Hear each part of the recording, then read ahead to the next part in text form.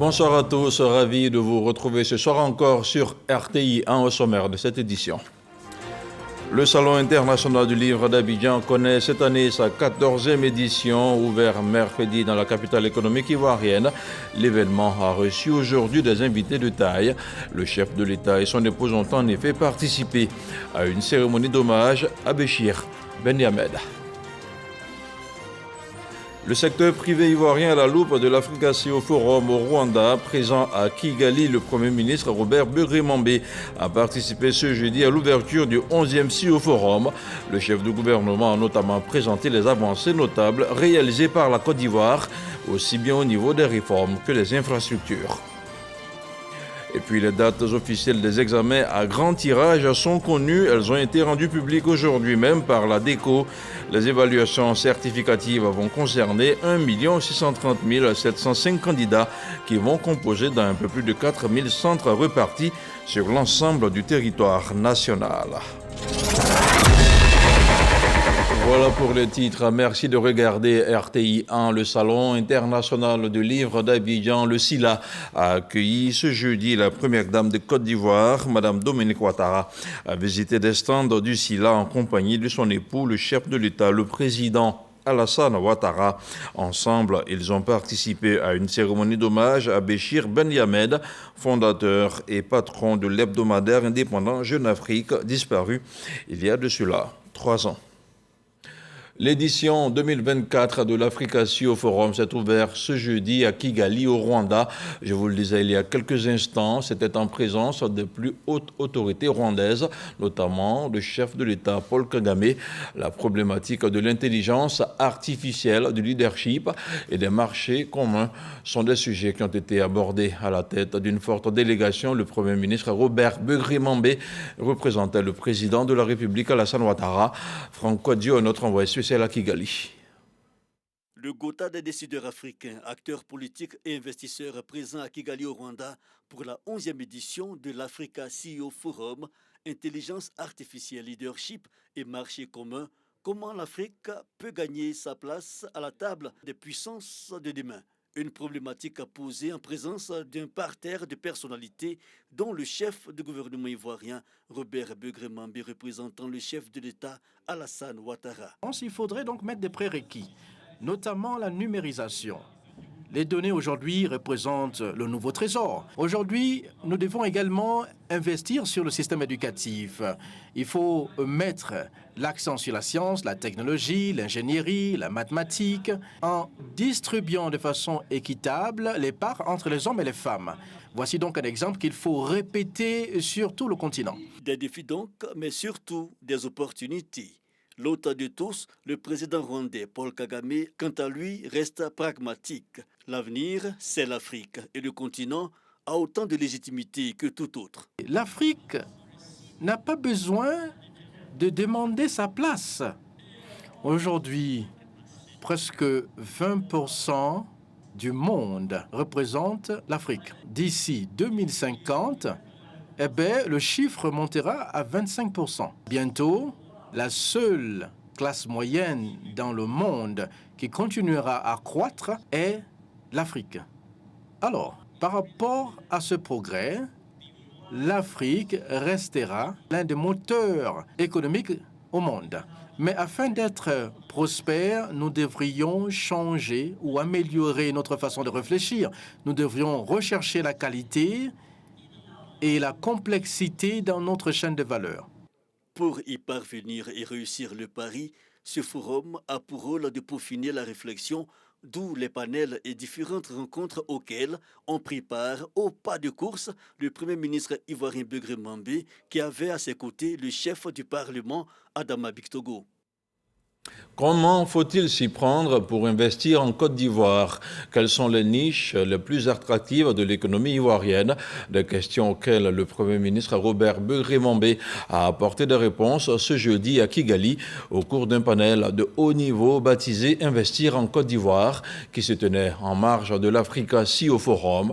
Selon nos envoyés spéciaux dans la capitale rwandaise, la Côte d'Ivoire qui se prépare à aborder son PND 2026-2030 peut déjà se féliciter publicité des résultats de son premier programme national de développement démarré en 2021. On retrouve encore une fois Franck Kodio. L'économie ivoirienne se porte bien et une fois de plus suscite de l'intérêt lors de l'Africa CEO Forum. Pourquoi investir en Côte d'Ivoire? Un panel et les arguments fournis par les ministres de l'économie et du commerce, lesquels notent une forte croissance et une transformation structurelle notable et bien des secteurs de notre économie à pourvoir. Dans le plan national de développement de 2021-2025 qui s'achève donc, l'État a défini 7 clusters pour lesquels nous avons des ambitions assez fortes de développement, pour lesquels tout reste à faire. Il y a l'industrie, il y a les mines, il y a l'industrie pharmaceutique, il y a le tourisme, il y a le logement, les matériaux de construction. Et tous ces secteurs-là sont à développer. Le cluster prioritaire, c'est l'agro-industrie. Lorsque vous prenez le secteur de la chimie et de la plasturgie également, il y a des opportunités. Nous prenons le secteur du packaging. Et lorsque nous avons fait les études, nous avons noté qu'il y a au moins $1 milliard de packaging importé.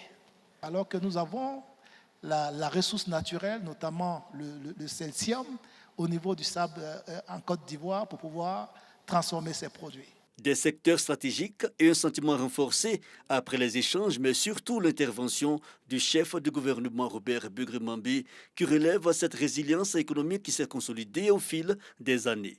Nous avons d'autres produits dans le sous-sol qui indiquent que ce sous-sol est très riche. Nous avons découvert un gisement de gaz et de pétrole de classe mondiale. Récemment, nous avons découvert un gisement d'or immense, qui sera certainement le 2e ou le 3e en Afrique. Le taux de croissance annuel moyen depuis 2012 se situe entre 7 et 8%. En termes de projection, la Côte d'Ivoire entend aussi multiplier les axes d'investissement à développer. D'ici 2030, en matière d'énergie, le mix énergétique nous permettra d'assurer près de 40% de notre capacité énergétique avec l'énergie renouvelable. Un peu plus de 40%, d'ailleurs 42 à 43%. Parce que déjà, du point de vue de l'énergie, nous avons de grandes potentialités pour le photovoltaïque, l'éolienne, pour la biomasse et pour tout ce qui concerne l'économie circulaire. Nous avons, en ce qui concerne les infrastructures routières, la perspective de renforcer notre dispositif routier en continuant l'amélioration du bitumage de nos routes et en faisant en sorte que tous les départements soient connectés les uns aux autres par des routes bien bitumées. Un vaste chantier décliné à travers le 3e plan national de développement. La délégation, conduite par le Premier ministre Robert Begré-Mambé, s'est ensuite rendue au centre d'exposition pour une visite au stand Investir en Côte d'Ivoire. Retour en Côte d'Ivoire et direction l'Assemblée nationale avec la réforme des impôts sur le traitement des salaires, des pensions et des rentes viagères à la charge des salariés. Le sujet était au cœur des débats à l'hémicycle. Les députés ont aussi épluché le projet de loi relatif à la lutte contre le blanchiment de capitaux, le financement du terrorisme et de la prolifération des armes de destruction massive. Devant la KF, à la Commission des affaires économiques et financières, le ministre Adama Coulibaly a donné des éléments de réponse aux différentes interrogations. Le reportage de Suleiman Donisongou à retrouver dans nos prochaines éditions. On reste à l'hémicycle avec cette fois-ci le garde des Sceaux, ministre de la Justice et des Droits de l'Homme. Sanson Kambilé a présenté hier mercredi 3 projets de loi relatifs au blanchiment de capitaux et au financement du terrorisme. Aux députés membres de la Commission des affaires générales, il a indiqué que la Côte d'Ivoire s'engage dorénavant à renforcer ses actions contre ces crimes. On fait le point des débats avec Moussa Konaté. La loi portant répression du terrorisme connaît une modification, une réforme en vue de renforcer les actions de l'État ivoirien dans la lutte contre le phénomène. Le projet de loi portant modification de la loi de 2015 portant répression du terrorisme est adopté à l'unanimité par les députés. Compte tenu de la gravité des actes terroristes et de leurs conséquences incalculables, les peines prévues par la loi de 2015 ont été relevées allant jusqu'à l'emprisonnement à vie. Enfin, d'autres modifications tenant à l'élargissement de la poursuite à certains comportements antisociaux qualifiés d'actes terroristes par certaines législations étrangères ont été apportées au texte initial. La prise en compte de ces données nouvelles permettra à la justice ivoirienne de démanteler les différents réseaux criminels qui sévissent dans la sous-région ouest-africaine. Le garde des Sceaux, Jean-Sansan Kambilé, obtient également l'accord des députés pour l'adoption du projet de loi relatif à l'entraide judiciaire en matière pénale. La Côte d'Ivoire collabore avec un certain nombre d'États. Et cette collaboration dans le domaine judiciaire participe à l'efficacité de la lutte contre la criminalité transnationale organisée. C'est ce qui justifie donc la proposition de la loi relative à l'entraide judiciaire. Dernier texte présenté par le ministre de la Justice, également adopté, le projet de loi portant création du registre des bénéficiaires effectifs des personnes morales et des constructions juridiques. Le texte vise à lutter contre le blanchiment des capitaux et le financement du terrorisme. L'Assemblée plénière du Conseil économique, social, environnemental et culturel, CESEC, a adopté un rapport et un projet d'avis sur l'économie numérique et la transformation structurelle de l'économie ivoirienne. Sous la présidence du docteur Eugène Aka Awele, les travaux ont mis en lumière l'importance stratégique accordée au numérique dans l'agenda économique national. Plus de détails avec Marie-Chantal Akandan.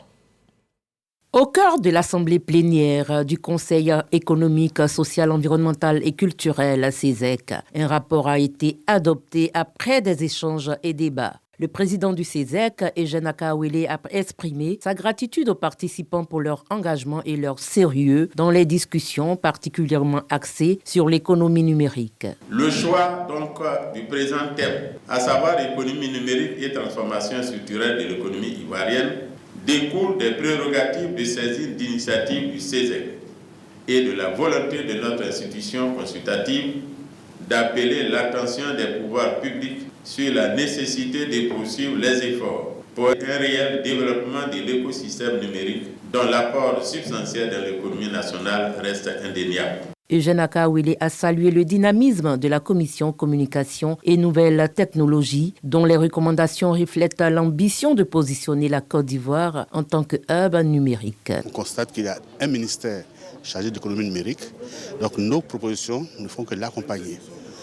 Le président du Conseil économique, social, environnemental et culturel est déjà en rapport avec la Silicon Valley. Donc il y a cette volonté-là de développer le numérique et aussi apporter une part très significative à l'accroissement de notre PIB. D'autres commissions du CESEC ont également contribué à cette réflexion. Le rapport a situé l'importance de l'économie numérique dans l'économie ivoirienne et il a fait de bonnes recommandations et présenté des cas pratiques des pays qui l'ont fait, qui voient l'intérêt. Et donc, il n'y a que toutes ces valeurs-là mises bout à bout pour qu'on puisse atteindre ce développement qui est à portée de main. Cette séance plénière a été l'occasion pour le président du CESEC de présenter officiellement 13 nouveaux membres qui font leur entrée dans l'institution. Cette assemblée qui marque ainsi leur première participation aux plénières vient renforcer davantage l'expertise et la diversité au sein du CESEC. Dossier de la semaine. Après avoir abandonné les études, plusieurs jeunes Ivoiriens se voient accorder la chance de repartir en apprentissage. Grâce aux efforts du gouvernement, ils sont une trentaine à bénéficier d'une immersion à l'école spécialisée des travaux publics d'Égletons. En France, ce partenariat a été conclu par le ministère de l'Enseignement technique, de la formation professionnelle et de l'apprentissage. L'école de la deuxième chance, une réelle opportunité d'insertion dans le tissu socio-économique pour la jeunesse ivoirienne, un dossier réalisé par la rédaction de RTIA. Pour ce couple de pasteurs, le temps est au recueillement avant le grand départ. Tous ceux avec qui elle s'en va, je prie, éternel mon Dieu, que l'épouse, sans emploi, fait partie de la centaine de jeunes Ivoiriens sur le départ ce soir-là à destination de la France. Sélectionnés pour participer à un stage d'1 mois dans l'Hexagone, ils sont enrôlés dans le programme École de la deuxième chance, initié par le gouvernement via le ministère de l'Enseignement technique de la formation professionnelle et de l'apprentissage. Titulaires d'un bac+2 pour certains, bacheliers pour d'autres, et ils seront formés durant des semaines à des métiers précis, notamment la conduite d'engins ou encore la mécanique. Direction l'aéroport.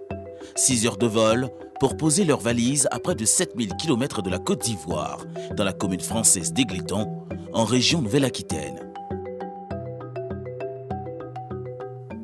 Sous ce hangar, des travaux dirigés de mécanique, des maintenances d'engins. Les apprentis renforcent leurs capacités, toucher du doigt les spécificités de leur futur métier. Alors, dans les entrailles de ces mastodontes, le groupe doit détecter et réparer les pannes. Sur un filtre à air, l'air que le moteur aspire arrive par l'extérieur, passe par le papier que je vous ai montré, un accordéon qui est dedans, d'accord ? Passe par l'intérieur et ressort ici et rentre dans le moteur propre.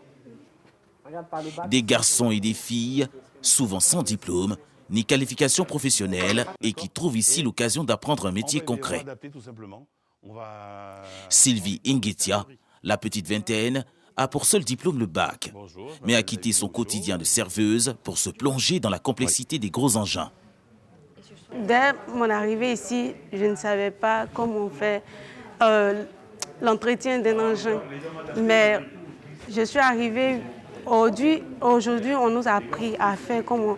Je suis sûre que je vais y arriver.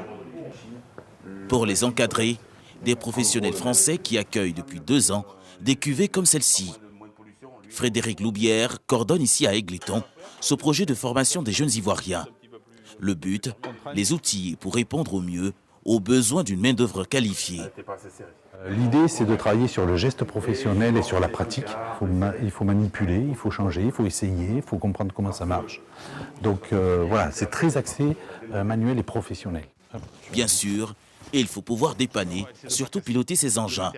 Ce qui se fait au grand air avec un autre groupe d'apprentis en conduite d'engins. Déplacer les camions, suivre le sens, même à reculons. Là, c'est bien, là. Donc là, il faut que tu ramènes un peu. Ah, t'as vu à peu près comment c'était. Tu te fies au TN. Mais aussi manier la pelle. Des gestes minutieux qui s'apprennent avec patience. Nous avons commencé dans une salle où on était avec un professeur. On a commencé la théorie, genre les cours. Voilà, nous avons fait les cours. Voilà, comment manipuler un engin, comment on conduit, les différents engins, les différentes catégories d'engins, tout et tout. Face aux commandes de gros engins, même sans avoir suivi une formation académique préalable. C'est le cas de Jacques Boussou, qui a laissé tomber le monde des platines. Mon histoire, c'est que j'ai échoué 2 fois au bac, l'an 2000, 2019, 2010. Voilà. Après ça, je me suis reconverti en tant que DJ. J'ai exercé dans ce métier-là durant 10 ans. Quand je me connectais par moment, je voyais un peu les publications du ministère et tout ça. Ça m'a tenté de vraiment essayer cette épreuve-là parce qu'il y avait pour passion depuis tout petit vraiment d'être aussi conducteur d'engin. Et les histoires comme celle-ci sont courantes parmi ces jeunes apprentis. Apprendre un métier qui ouvre directement à l'emploi. Une politique lancée en 2021 et qui vise à l'horizon 2030 à offrir 1 million d'emplois à des jeunes Ivoiriens sans revenu fixe. Des autorités comptent répondre progressivement aux besoins recensés des entreprises locales en Côte d'Ivoire. Les entreprises sont effectivement engagées. Je tiens à vous dire que c'est dans tous les domaines, que ce soit les grandes entreprises, les petites entreprises qui ont des véritables besoins et qui participent régulièrement à nos différentes séances de travail. Et là, pour des besoins d'échelon en entreprise, nous avons des ouvriers qualifiés, des techniciens qualifiés, des ingénieurs qualifiés, et ainsi de suite, pour pouvoir répondre véritablement à tous les besoins de tous les différents corps de métiers. Le FDP s'est pleinement inscrit dans la mesure où l'institution a pour mission justement de mettre à disposition des entreprises des ressources humaines de qualité et immédiatement opérationnelles. De retour au pays, les apprentis sont immédiatement insérés en entreprise. C'est le cas d'Emmanuel Assampon, opérateur topographe au sein de l'entreprise de la place. Tout comme 30 autres apprentis. Son métier, il le prend à cœur. Je n'avais pas de connaissances en topographie. Tout a commencé avec le projet École de la deuxième chance. Donc c'est arrivé en France à Égletons, qui nous ont commencé à nous jeter les bases de la topographie.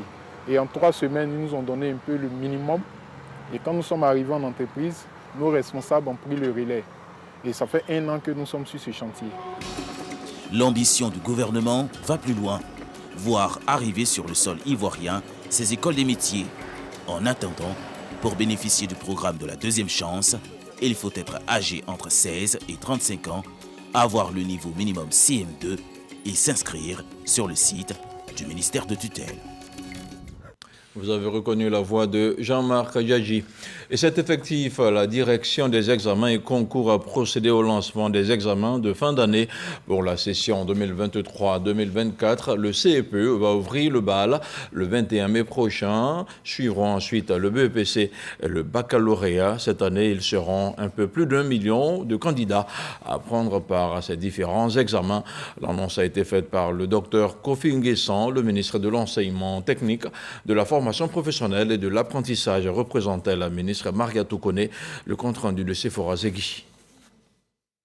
Plus d'1 million de candidats sont en lice cette année pour les examens à grand tirage, qu'il s'agisse des inscriptions en ligne, de la délivrance des convocations aux candidats, du déploiement et de la formation des membres du jury et du secrétariat. La direction des examens et concours est fin prête. Les candidats au BEPC et tests d'orientation peuvent dès aujourd'hui imprimer leur convocation en ligne. Et ceux du CEP le pourront demain, vendredi 17 mai 2024. Notons que cette étape a été réalisée de la manière la plus inclusive sur instruction de Madame le ministre. Plusieurs réouvertures de la plateforme ont été opérées pour ratisser chaque fois les retardataires qui se mettaient à jour, et cela jusqu'à la limite de délai possible. À l'exception de l'examen du CEPE, qui a obtenu un score de 71,28% l'année dernière, le BEPC et le baccalauréat ne se sont pas bien illustrés. Kofi Nguessan, le ministre de l'Enseignement technique, de la formation professionnelle et de l'apprentissage, estime qu'au vu de l'importance des investissements opérés dans le secteur, les candidats sont invités à donner le meilleur d'eux cette année. Je suis convaincu que, grâce à notre détermination collective, grâce à cette mobilisation autour de nos candidats, nous atteindrons à partir de cette session un niveau de réussite qui nous apportera satisfaction et qui amorcera le retour attendu de l'école ivoirienne parmi les systèmes éducatifs de référence en Afrique et dans le monde. Mesdames et messieurs, les examens à grand tirage de la session 2024 que nous lançons officiellement ce jeudi 16 mai 2024 sont placés sous le thème suivant: performance et mérite pour des examens de qualité. Pour rappel, l'année dernière, le taux de réussite au BEPC était de 31,47%, quand le baccalauréat a affiché 32,09%.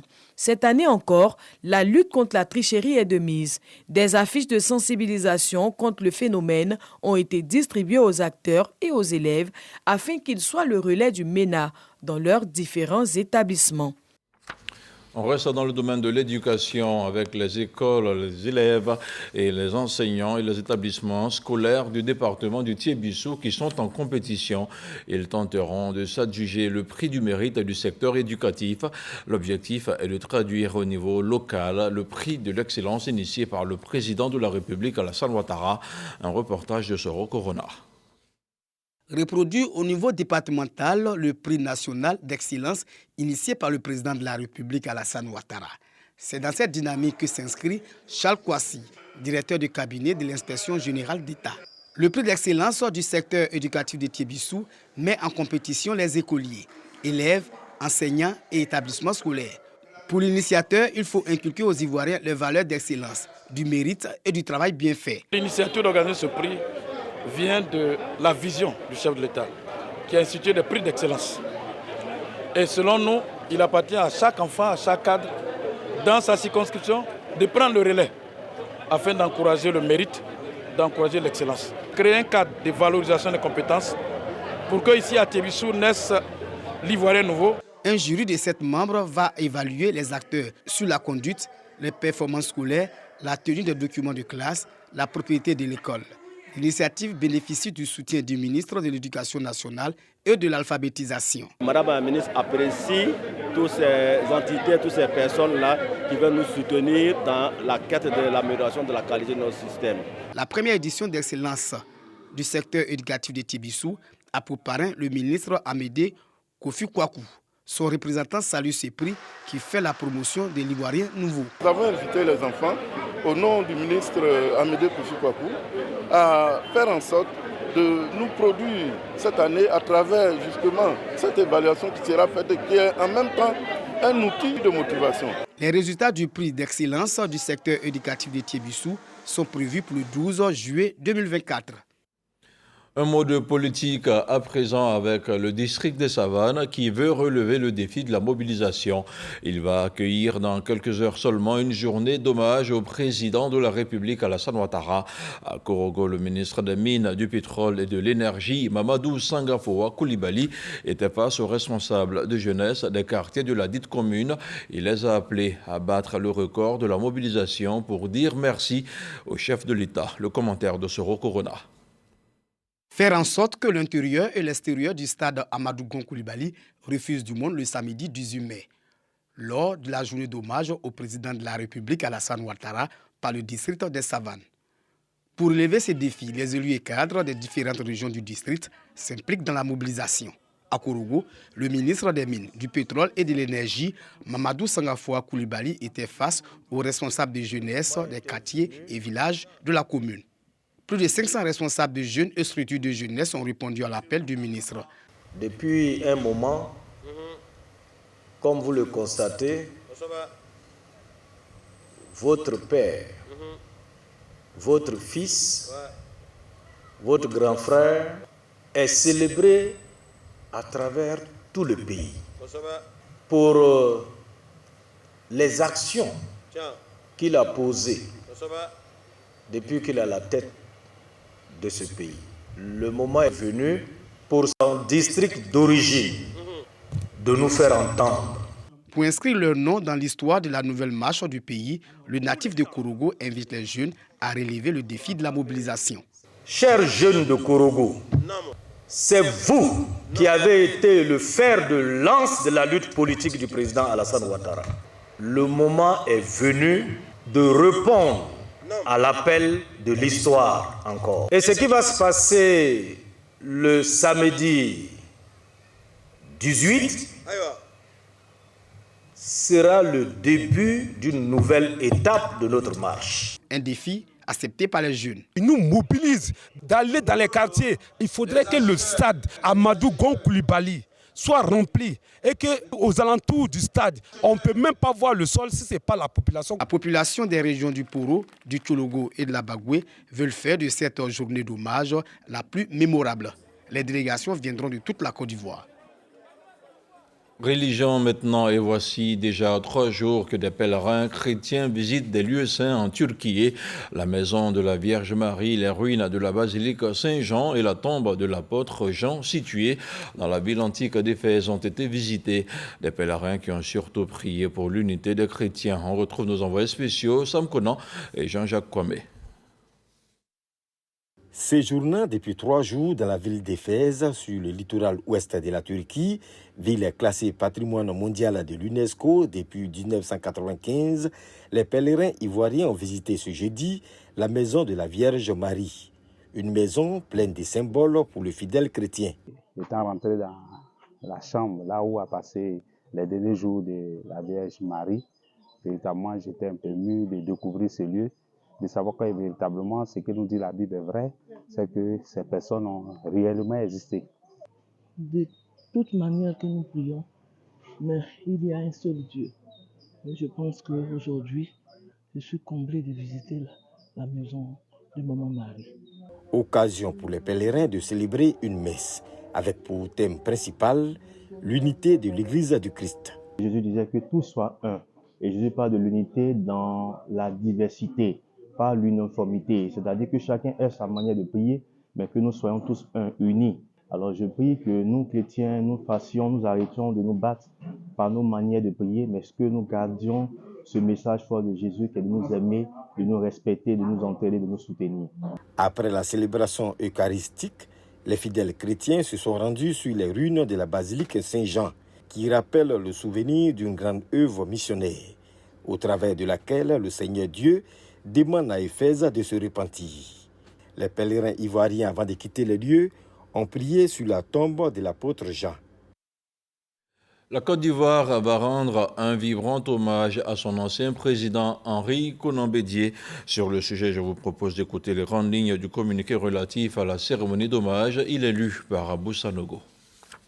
Les personnalités civiles et militaires ci-après sont conviées à la cérémonie d'hommage de la nation à fait son Excellence M. Henri Konan Bédié, ancien président de la République de Côte d'Ivoire, qui aura lieu le vendredi 24 mai 2024 à partir de 9h sur l'esplanade du palais de la présidence de la République. Ce sont Messieurs les vice-présidents de la République et Madame, Messieurs les anciens présidents et vice-présidents de la République et leurs conjointes, Monsieur le Premier ministre, chef du gouvernement, Monsieur le Président de l'Assemblée nationale, Madame la Présidente du Sénat, Mesdames et Messieurs les présidents des institutions de la République et leurs conjoints, Messieurs les anciens Premiers ministres et anciens présidents d'institutions et leurs conjointes, Madame et Messieurs les ministres d'État, Mesdames et Messieurs les ministres, Madame et Messieurs les ministres gouverneurs des districts autonomes, Madame la secrétaire générale de la présidence de la République, Monsieur le directeur du cabinet du Premier ministre, Monsieur le secrétaire général du gouvernement, Mesdames et Messieurs les chefs des missions diplomatiques et représentants des organisations internationales, Madame et Messieurs les conseillers spéciaux à la présidence de la République, Monsieur le directeur du cabinet adjoint du Premier ministre, Monsieur le secrétaire général du ministère des Affaires étrangères, de l'intégration africaine et des Ivoiriens de l'extérieur, Mesdames et Messieurs les directeurs, conseillers et conseillers techniques à la présidence de la République, Mesdames et Messieurs les représentants des bureaux des institutions de la République à raison de 5 représentants par institution, Monsieur le préfet d'Abidjan, Mesdames et Messieurs les préfets des régions, Monsieur le président de l'Académie des sciences, des arts et des cultures d'Afrique et des diasporas, ASCAD, Madame la présidente du Conseil national des droits de l'homme, CNDH, Monsieur le général de corps d'armée, chef d'état-major général des armées, Monsieur le général de corps d'armée, commandant supérieur de la gendarmerie nationale, Monsieur l'administrateur général, directeur général de la police nationale, Monsieur le chef d'état-major particulier du président de la République, Monsieur le directeur général des douanes, Monsieur le directeur général des affaires maritimes et portuaires, Monsieur le directeur général des forêts et de la faune, Messieurs les présidents des autorités de régulation, le président et les membres du bureau de l'Association des régions de Côte d'Ivoire,